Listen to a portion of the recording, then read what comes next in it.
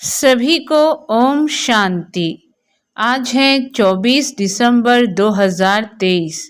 आज हम सुनेंगे अव्यक्त बाप दादा के महावाक्य।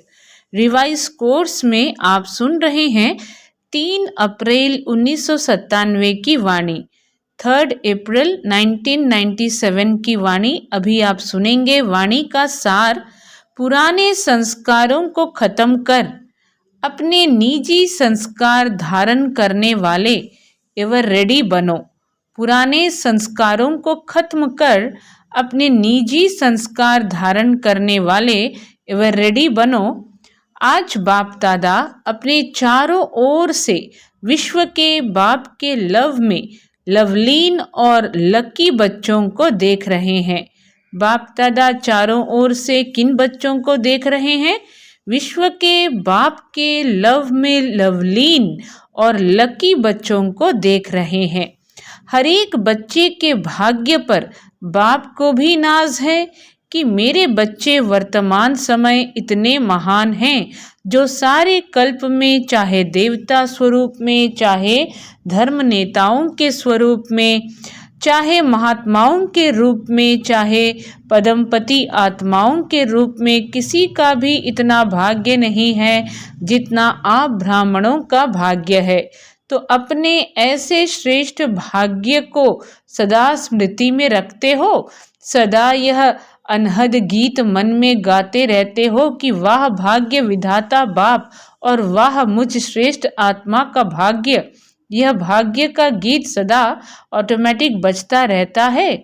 बाप बच्चों को देख देख सदा हर्षित होते हैं, बच्चे भी हर्षित होते हैं, लेकिन कभी कभी बीच में अपने भाग्य को इमर्ज करने के बजाय मर्ज कर देते हैं। जब बाप देखते हैं कि बच्चों के अंदर अपने सौभाग्य का नशा निश्चय मर्ज हो जाता है, तो क्या कहेंगे? ड्रामा।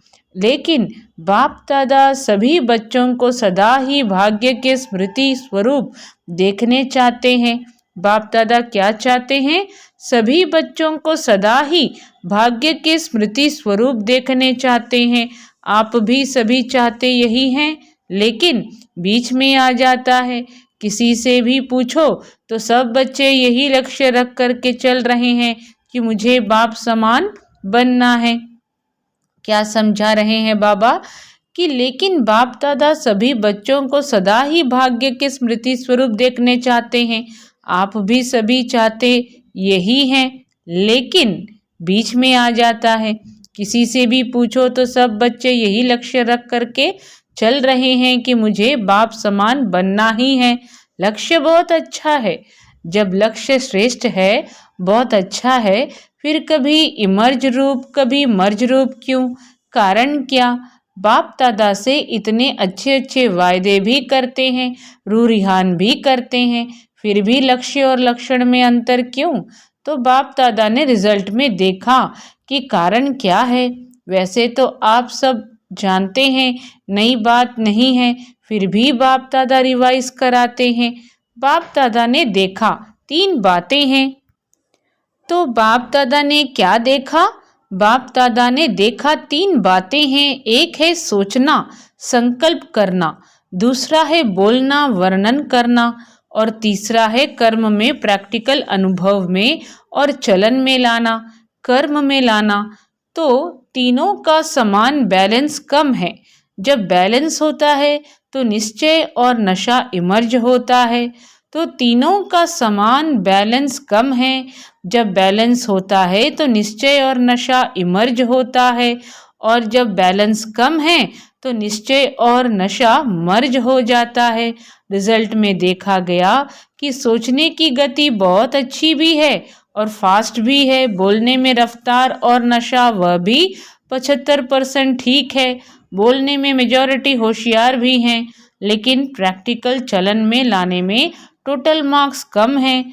तो 2 बातों में ठीक हैं, लेकिन तीसरी बात में बहुत कम है। कारण जब संकल्प भी अच्छा है, बोल भी बहुत सुंदर रूप में है, फिर प्रैक्टिकल में कम क्यों होता है? कारण क्या जानते हो? हाँ या ना बोलो। जानते बहुत अच्छा हैं। अगर किसी को भी कहेंगे इस टॉपिक पर भाषण करो, या क्लास कराओ तो कितना अच्छा क्लास कराएंगे, और बड़े निश्चय नशे फलक से भाषण भी करेंगे, क्लास भी कराएंगे, कराते हैं। बाप दादा सबके क्लासेस सुनते हैं, क्या क्या बोलते हैं, मुस्कुराते रहते हैं। वाह वाह बच्चे वाह।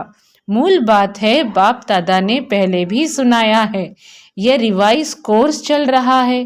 बाबा क्या कह रहे हैं? मूल बात है बाप दादा ने पहले भी सुनाया है, यह रिवाइज कोर्स चल रहा है। तो बाप कहते हैं कि कारण एक ही है, ज्यादा भी नहीं है, एक ही कारण है। और बाप दादा समझते हैं कि कारण को निवारण करना मुश्किल भी नहीं है, बहुत सहज है। लेकिन सहज को मुश्किल बना देते हैं, मुश्किल है नहीं, बना देते हैं। क्यों? नशा मर्ज हो जाता है। क्यों? नशा मर्ज हो जाता है, बाबा कह रहे हैं। तो बाप दादा क्या कह रहे हैं कि मूल बात है बाप दादा ने पहले भी सुनाया है, यह रिवाइज कोर्स चल रहा है। तो बाप कहते हैं कि कारण एक ही है, ज्यादा भी नहीं है, एक ही कारण है। और बाप दादा समझते हैं कि कारण को निवारण करना मुश्किल भी नहीं है, बहुत सहज है। लेकिन सहज को मुश्किल बना देते हैं, मुश्किल है नहीं, बना देते हैं। क्यों? नशा मर्ज हो जाता है।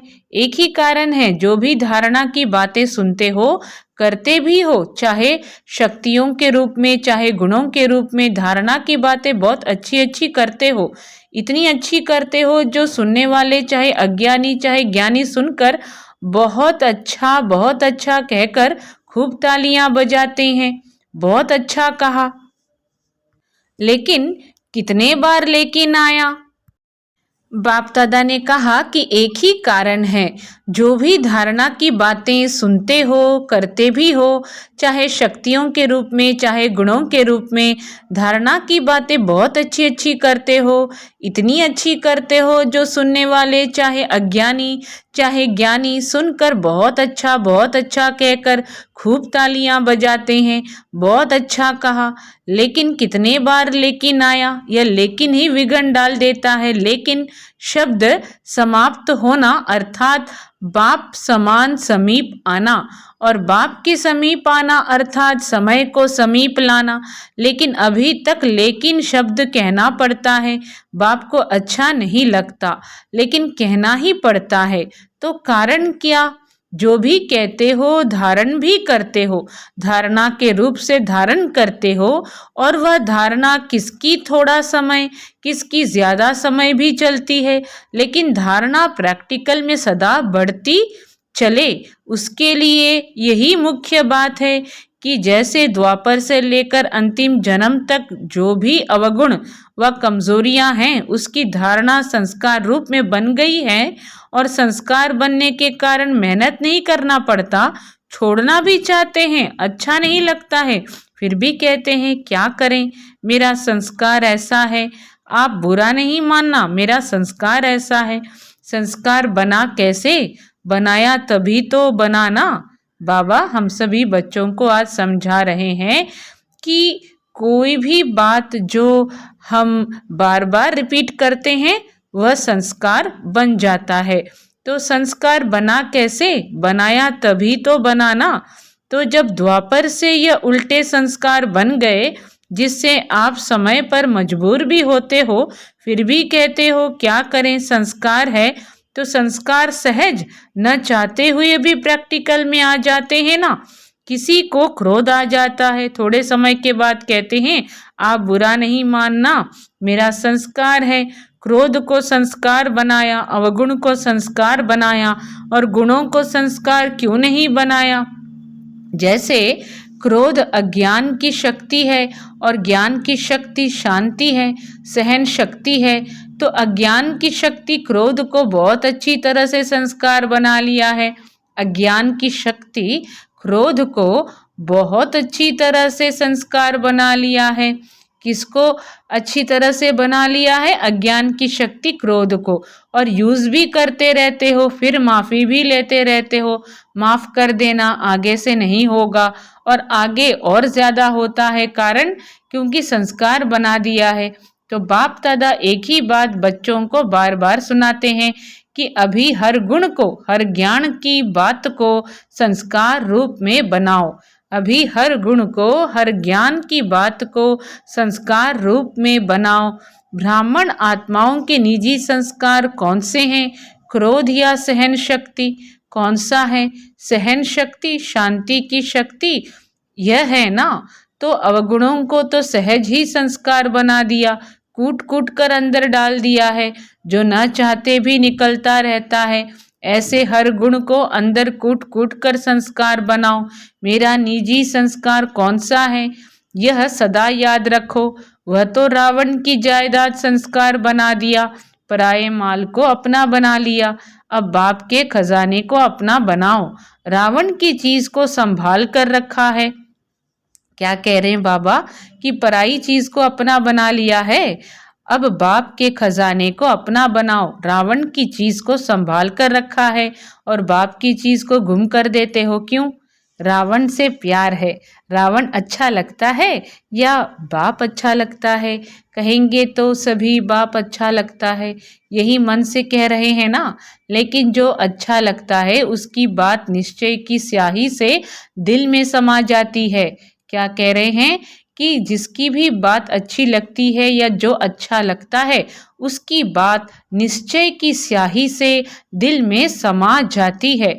जब कोई रावण के संस्कार के वश होते हैं और फिर भी कहते रहते हैं बाबा आपसे मेरा बहुत प्यार है, बहुत प्यार है। बाप पूछते हैं कितना प्यार है, तो कहते हैं आकाश से भी ज्यादा। बाप सुनकर के खुश भी होते हैं कि कितने भोले बच्चे हैं।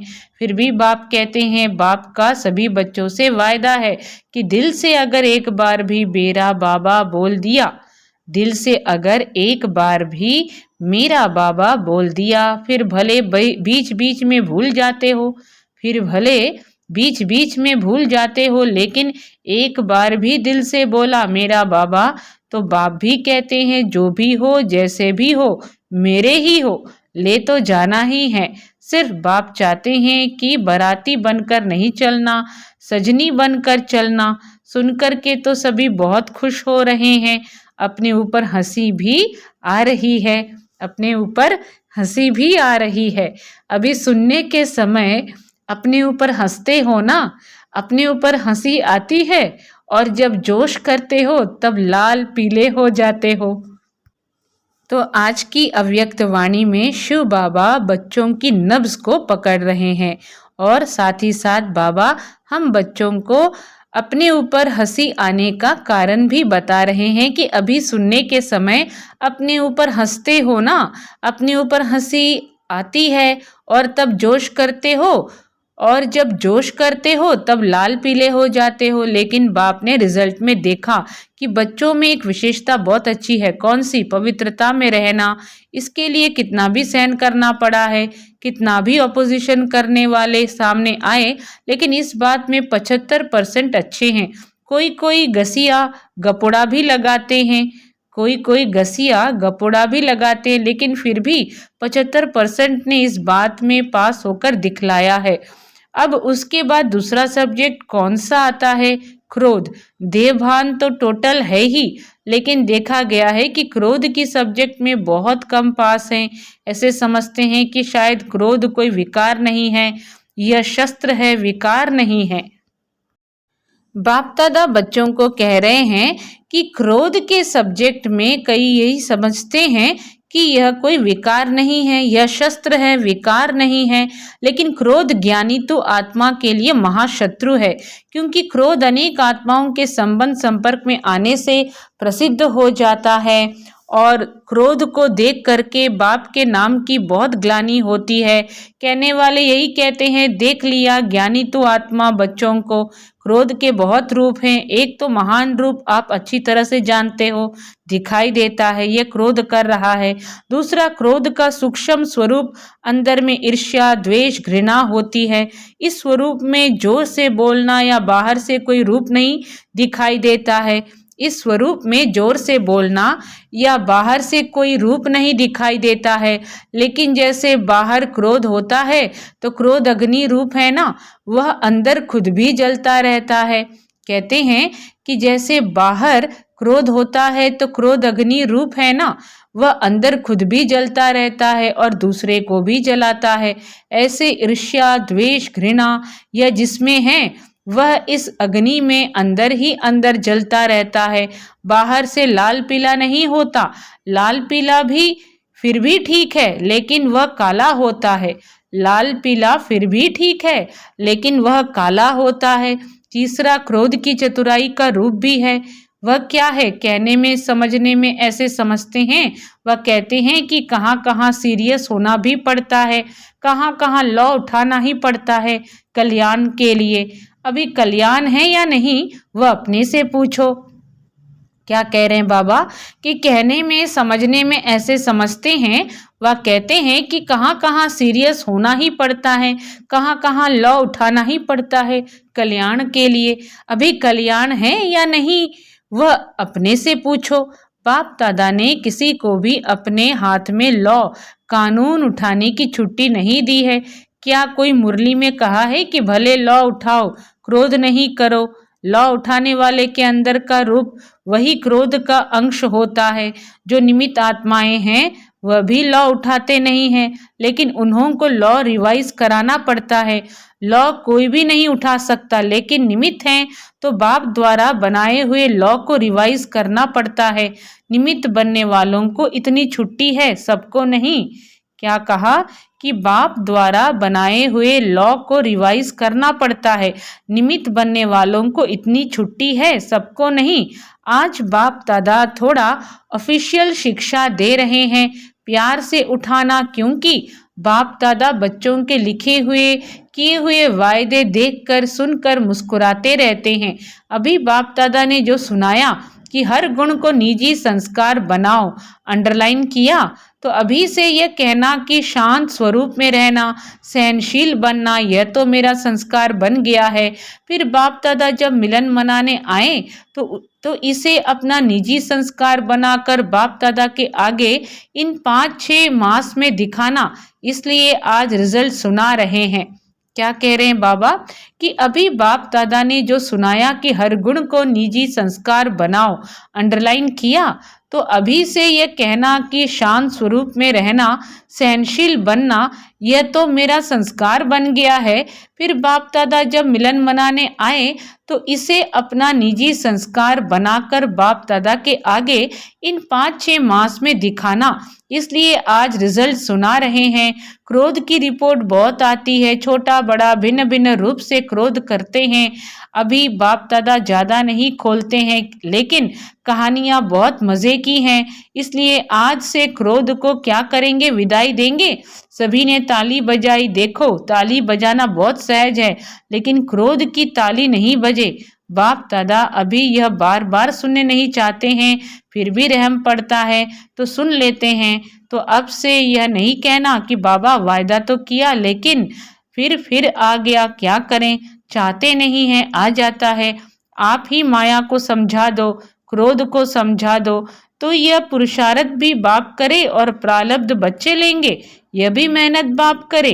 तो ऐसा वायदा नहीं करना जो फिर 5 मास के बाद रिजल्ट देखें। भले आप बताओ नहीं बताओ, बाप के पास तो पहुंचती है। ऐसी रिजल्ट ना हो, क्या करें, हो जाता है। सरकमस्टांस ऐसे आते हैं। बात बहुत बड़ी हो गई ना, बाप को भी समझाने की कोशिश करते हैं। बड़े होशियार हैं, कहते हैं बाबा छोटी मोटी बातें हम पार कर लेते हैं, यह बात ही बड़ी थी ना। अभी दोष किस पर रखा, बात पर।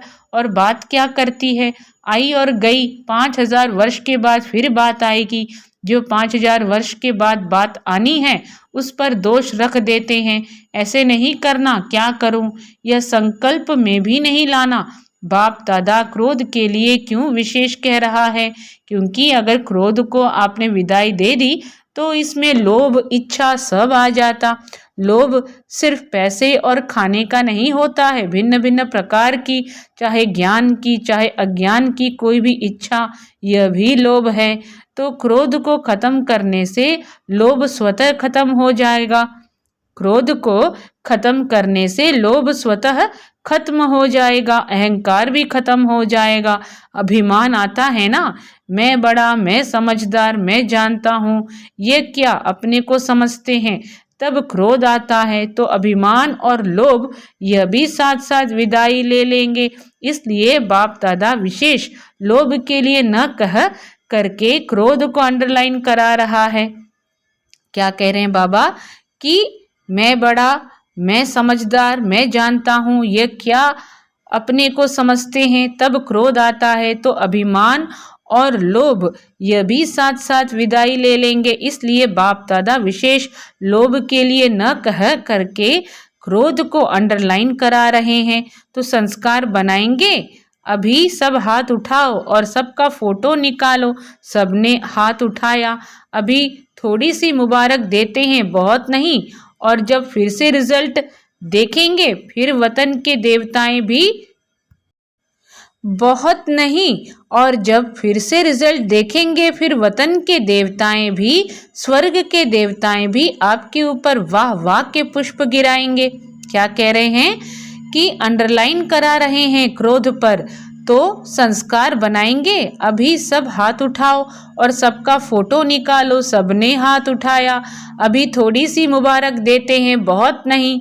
और जब फिर से रिजल्ट देखेंगे फिर वतन के देवताएं भी, स्वर्ग के देवताएं भी आपके ऊपर वाह वाह के पुष्प गिराएंगे। आज से हर एक अपने में देखें, दूसरे का नहीं देखना।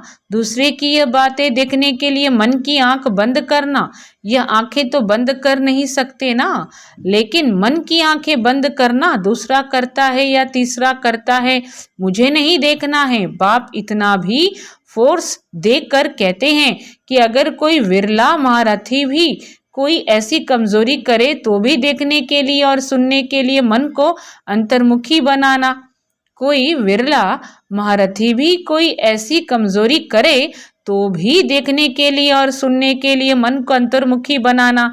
हंसी की बात सुनाएं, बाप दादा आज थोड़ा स्पष्ट सुना रहे हैं, बुरा तो नहीं लगता है। अच्छा, एक और भी स्पष्ट बात सुनाते हैं। बाप दादा ने देखा है कि मेजॉरिटी समय प्रति समय, सदा नहीं, कभी कभी महारथियों की विशेषता को कम देखते और कमजोरी को बहुत गहराई से देखते हैं और फॉलो करते हैं। एक दो से वर्णन भी करते हैं कि क्या है, सबको देख लिया है। महारथी भी करते हैं, हम तो हैं ही पीछे। अभी महारथी जब बदलेंगे ना तो हम बदल जाएंगे, लेकिन महारथियों की तपस्या, महारथियों के बहुत काल का पुरुषार्थ उन्हों को एडिशन मार्क्स दिलाकर भी पास विद ऑनर कर लेती है।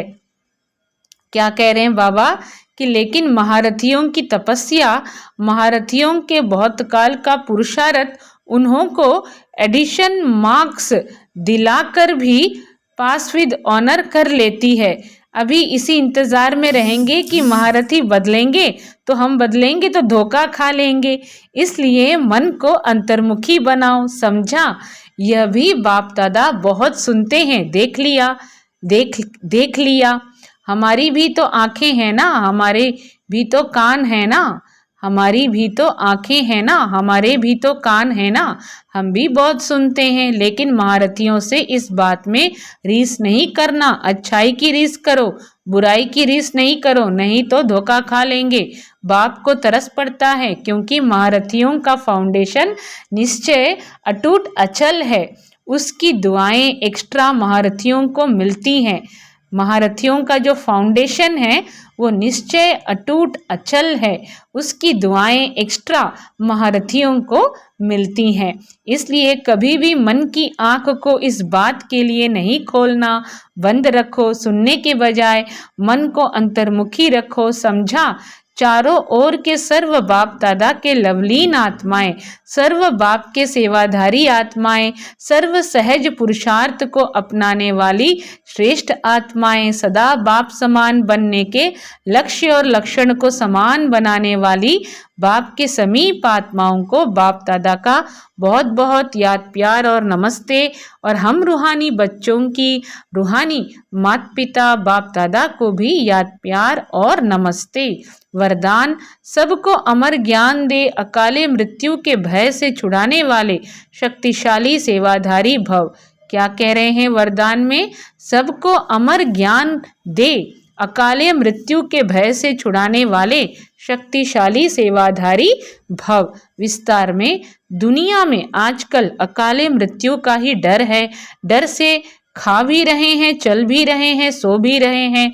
ऐसी आत्माओं को खुशी की बात सुनाकर भय से छुड़ाओ। उन्हें खुशखबरी सुनाओ कि हम आपको 21 जन्मों के लिए अकाले मृत्यु से बचा सकते हैं।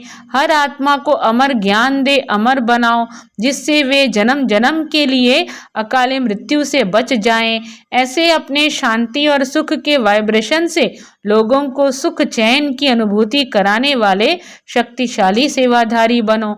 ऐसे अपने शांति और सुख के वाइब्रेशन से लोगों को सुख चैन की अनुभूति कराने वाले शक्तिशाली सेवाधारी बनो। स्लोगन है, याद और सेवा का बैलेंस रखने से ही सर्व की दुआएं मिलती हैं।